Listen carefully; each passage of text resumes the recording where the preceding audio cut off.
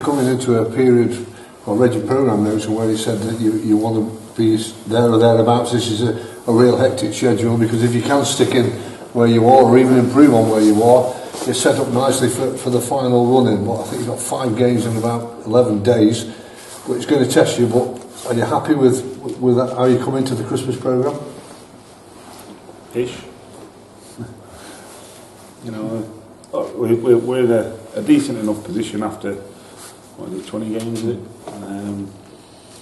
You know, we'd have probably took it before the start of the season, but there's still room for improvement. And you know, Christmas and New Year, if you have a good one, you end up still up there. If you don't have a good one, you have some work to do in the New Year. So we've got to make sure we have a good Christmas and New Year to, keep in the mix. With you working with your squad in the pre-season, are you sort of surprised to see where you are, or did you expect the position that you're in now with the squad of players that you were going to be sending out week in and week out? I think I was more surprised last year at where we were than this year. In terms of where you finished last year? Yeah.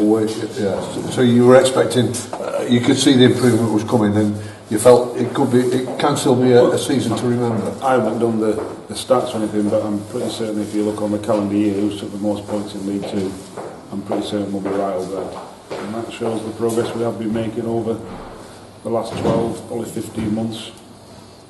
You know, this time last year it didn't look like that, but the ball was already rolling, and we've got to make sure we carry that on for the next 6 months at least. How do you think the players have handled it, seeing themselves, in a real good, healthy position, top of the table 2 or 3 times, and in the playoffs, and also in the automatic promotion places? There it is. You know, I was told someone yesterday, I'm having a new kitchen fitted, and he said, "You're up near the top of the league, aren't you?" So I'm not sure. Thought we were 5th. And the players are very similar. You know, I just go, well, let's see where we are at the end of April, and that's the crucial bit. There's no pressure from me to be anything other than good footballers, winning football matches and improving, and the table will take care of itself. So handling expectation or league position, young kids, majority of them fearless, just keep going, be good players, and like I say, everything else will look after itself.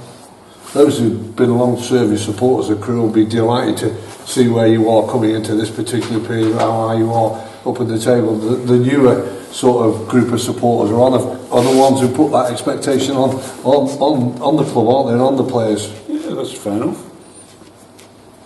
That's fair enough.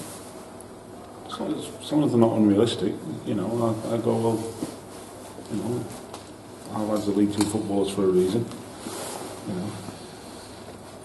And Man City been brilliant every game this year? No, they haven't.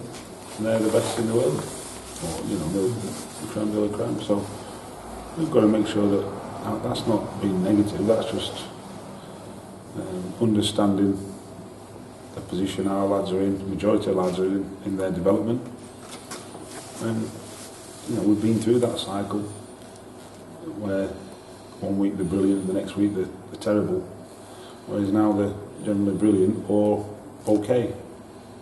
And we've got to make sure that they're brilliant every week, and that's the next step, because that means they can play higher, whether it's with this football club or elsewhere. And I think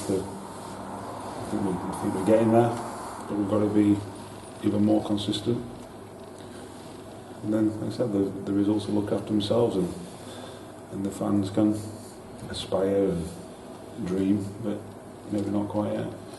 Unfortunately, a small group of fans decided to have a little pop at Charlie Kirk, who for us was right up there, of course, with your best players of the weekend, dangerous player, and was heavily involved.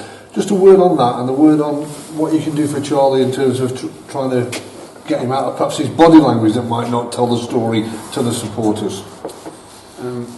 If they saw Charlie Kirk at 16, and I promise you, if they saw Charlie Kirk at 15, 16, they would understand that he's come on leaps and bounds.